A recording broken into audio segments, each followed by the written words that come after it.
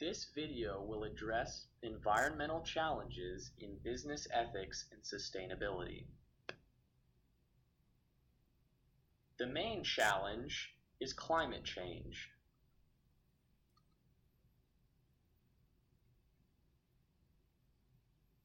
Climate change is mainly caused by the greenhouse effect. The greenhouse effect is a process by which thermal radiation from a planetary surface is absorbed by the atmosphere and is re-radiated in all directions. Since part of this re-radiation is back towards the surface, it results in an elevation of the average surface temperature. Carbon dioxide, methane, nitrous oxide, and sulfur hexafluoride are four main greenhouse gases. Gases such as these remain in the atmosphere for decades or even centuries and can cause smog and acid rain.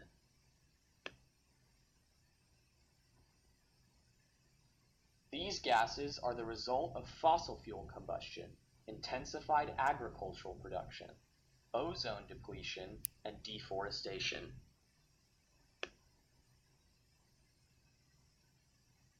There has been some significant effort to combat climate change.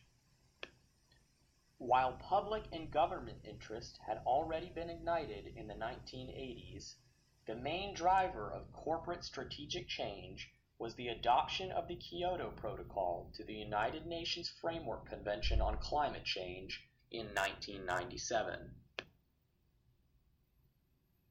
The Kyoto Protocol laid out several significant points.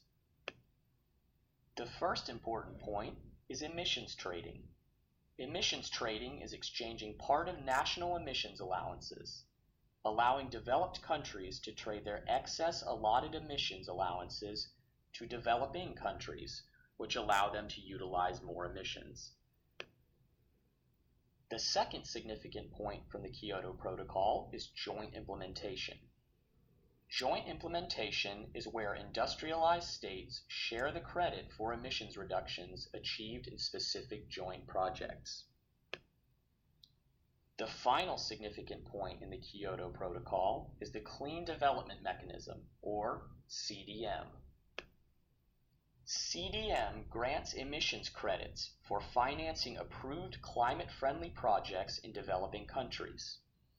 The global dimension of the Clean Development Mechanism, which covers projects in developing countries, made it attractive for multinational corporations that were already active in these countries through foreign direct investment. Going forward, there are three main policy instruments for meeting emissions targets.